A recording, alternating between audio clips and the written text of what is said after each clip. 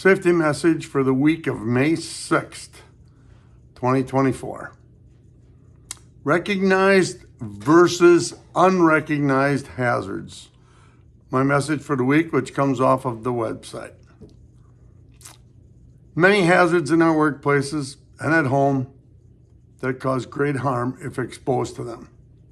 So much time and effort and money is spent by companies to train their employees to be able to recognize hazards in an attempt to prevent injuries from occurring in the workplace.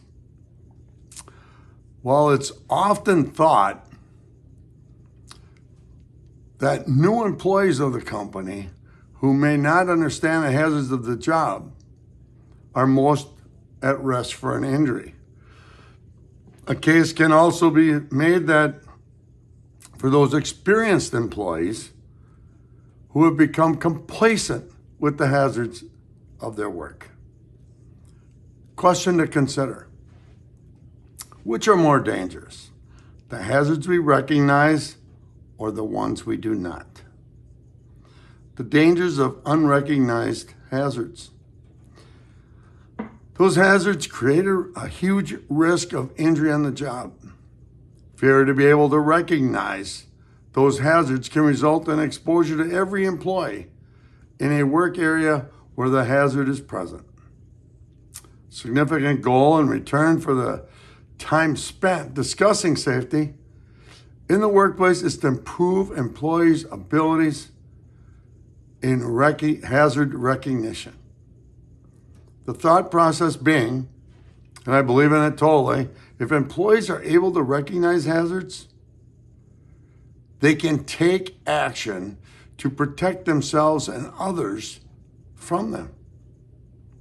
That being said, it's important to consider those employees who have been on the job a long time and recognize the hazards of their work, but may not take the necessary action to mitigate the hazards due to becoming complacent or comfortable with the risk associated with them. Complacency with the recognized hazards at work. Workers in their positions for a long time understand the majority of the hazards of their work. Experienced workers have sat through countless hours of safety training and have many hours on the job, which allows them to recognize the hazards of their work. However, this experience can also bring complacency towards taking risks for these workers. Those employees who have been on the job for a long time can be desensitized to the gravity of the hazards around them.